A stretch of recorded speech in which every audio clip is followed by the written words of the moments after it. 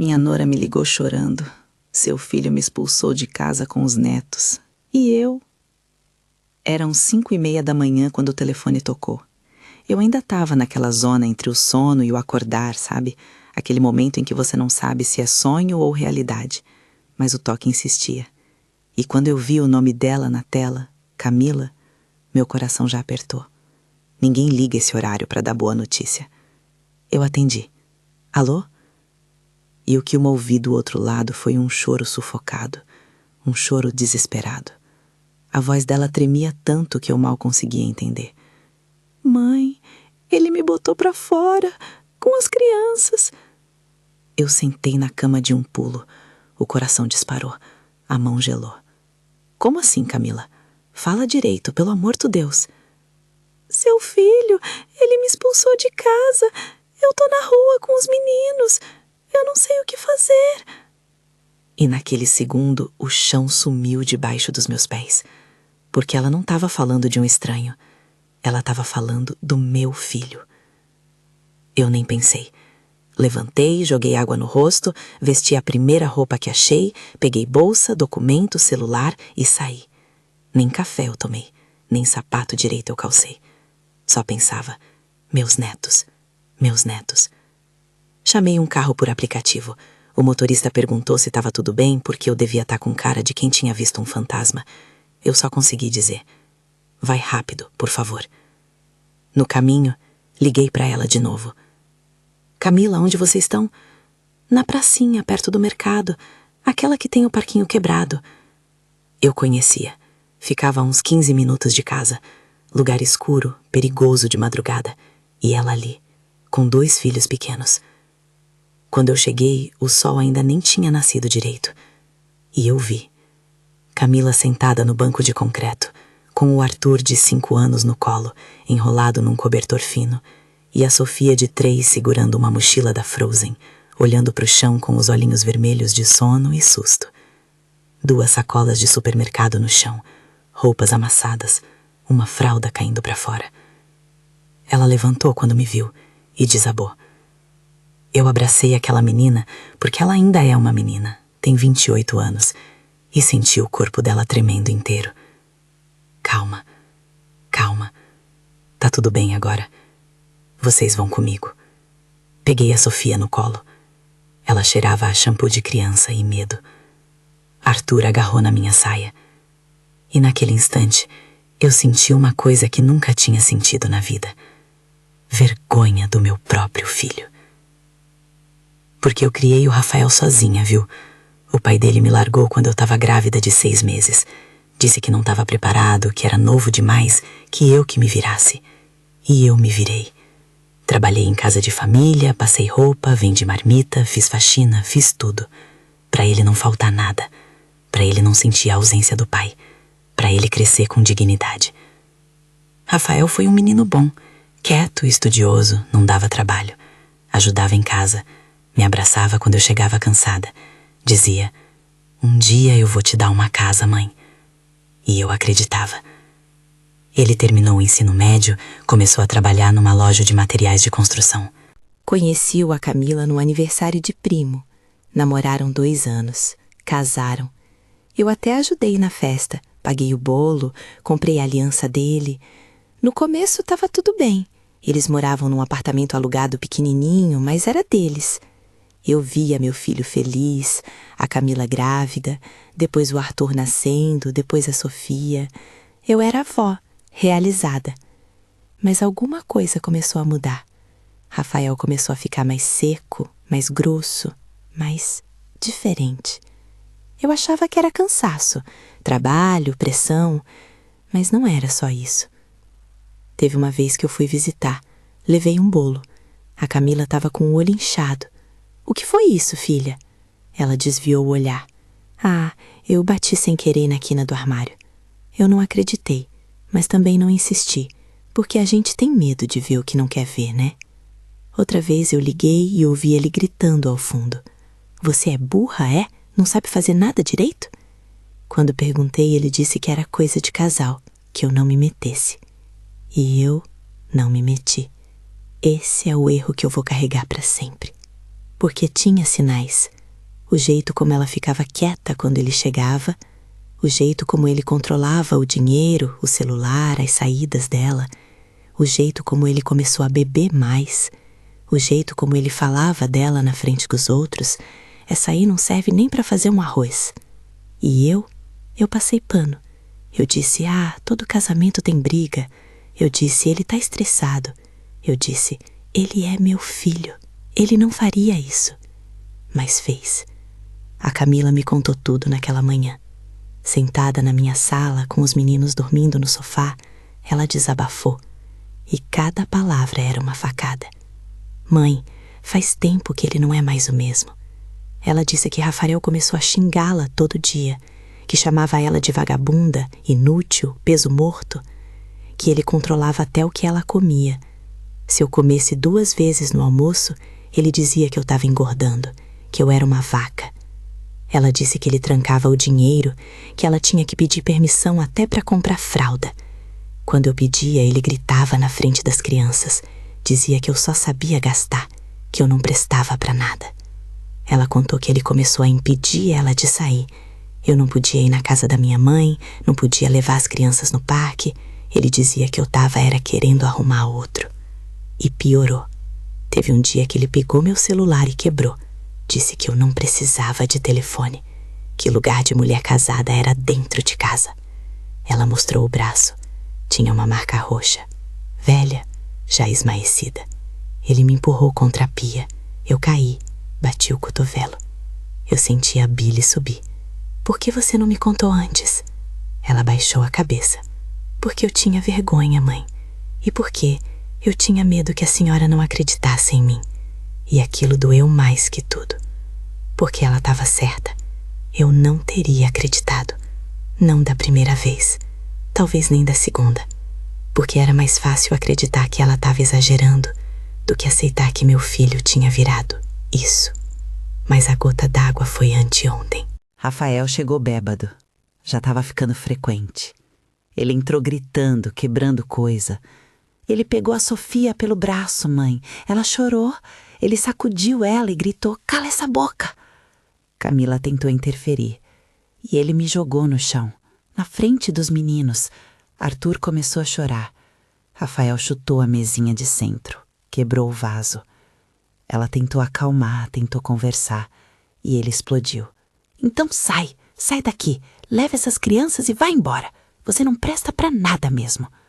Pegou as coisas dela, jogou numa sacola, abriu a porta e botou ela pra fora, às 3 da manhã, com 2 crianças, sem dinheiro, sem documento, sem nada.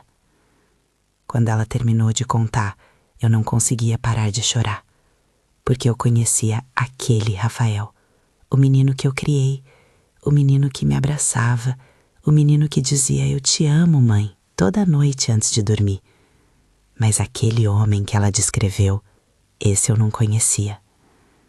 Se você já viu alguém que você ama virar um estranho, comenta aqui, eu mereço respeito, porque a gente não pode fingir que tá tudo bem quando não tá. Eu passei o dia inteiro pensando, fiz comida pros meninos, dei banho, botei pra dormir. A Camila ficou quieta o tempo todo, olhando pra parede, perdida, e eu fiquei olhando pra ela, para aquela menina que entrou na minha família cheia de sonhos, que segurou a mão do meu filho no altar, que me deu 2 netos e que agora estava ali, destruída. E eu pensei, se eu não fizer nada, eu viro cúmplice. Eu posso ter gerado aquele homem, mas eu não vou passar pano pro que ele virou. Liguei para ele. Ele atendeu no 3º toque. Oi, mãe. A voz normal, como se nada tivesse acontecido. Rafael, a Camila e as crianças estão aqui comigo. Silêncio. Tá, e daí? E daí? Você expulsou sua mulher e seus filhos de casa de madrugada? Ela te contou o lado dela, né? Aposto que não te contou que ela é uma... Não me interessa o que ela é ou deixa de ser. Você não bota a criança na rua, Rafael. Elas são minhas filhas. Eu faço o que eu quiser. E nessa hora, eu senti uma raiva que eu nunca tinha sentido. Não, não faz não. Porque a partir de agora, acabou. Como assim acabou? Acabou você fazer o que quer.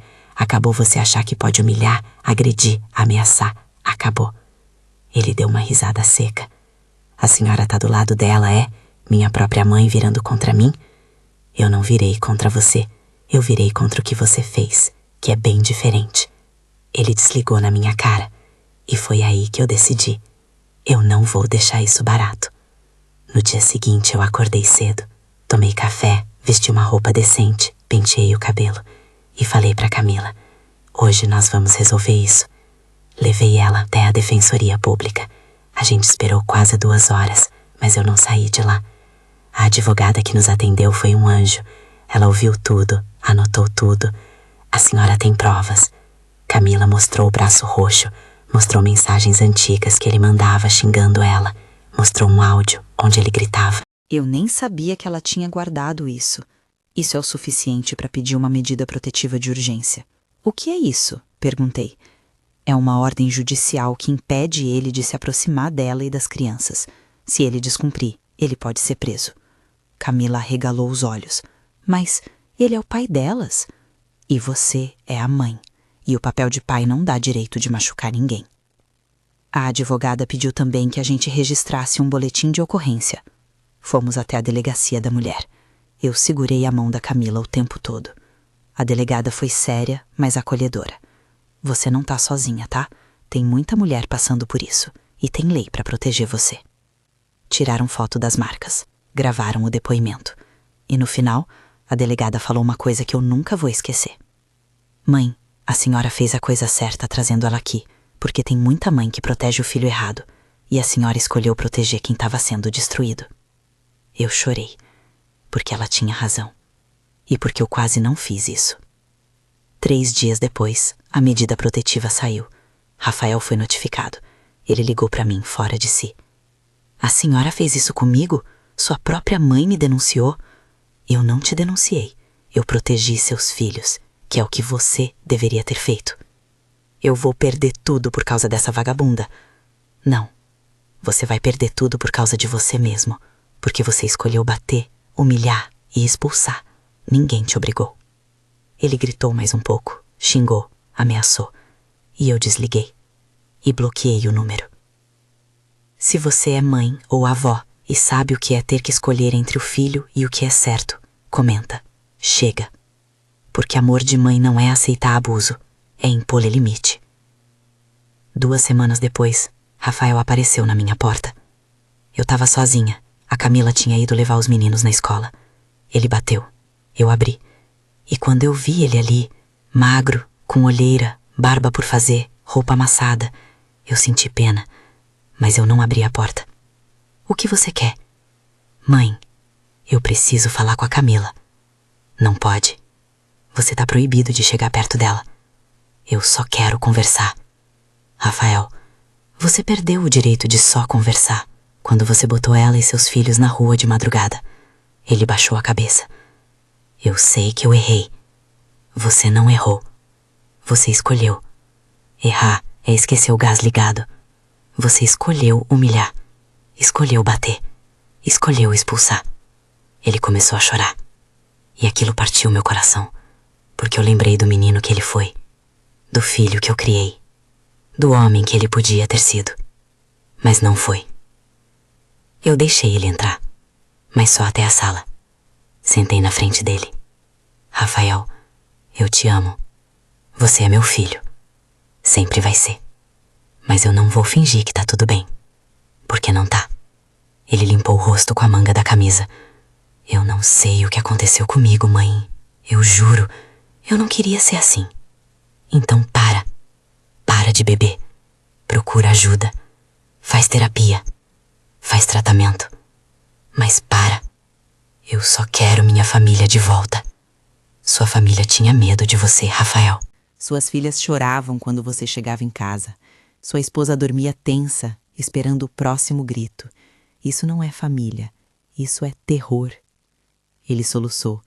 Eu não queria que fosse assim, mas foi. E agora você vai ter que lidar com as consequências. Eu respirei fundo e disse o que precisava ser dito. Rafael, você virou um estranho para mim. Eu olho para você e não reconheço mais o menino que eu criei. e isso dói mais do que qualquer coisa. Mas eu não vou passar pano, porque se eu fizer isso, eu viro parte do problema.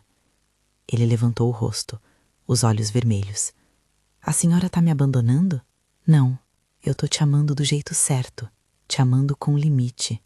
Porque amor de mãe não é aceitar tudo, é ensinar o certo. E se eu fingir que tá tudo bem, eu tô te ensinando que violência não tem consequência. E tem. Eu levantei. Quando você decidir buscar ajuda de verdade, não por obrigação, não para reconquistar ninguém, mas porque você quer mudar, eu vou estar aqui, vou te apoiar, vou te acompanhar. Mas enquanto você não fizer isso, eu não vou permitir que você destrua mais ninguém. Nem a Camila, nem os meninos, nem você mesmo. Abri a porta. Agora vai e pensa no que eu falei. Ele saiu sem dizer nada. E eu fechei a porta. E chorei. Chorei pelo filho que eu perdi, pelo homem que ele se tornou e pela mãe que eu precisei ser. Hoje, 3 meses depois, a Camila e os meninos ainda moram comigo. Não é fácil.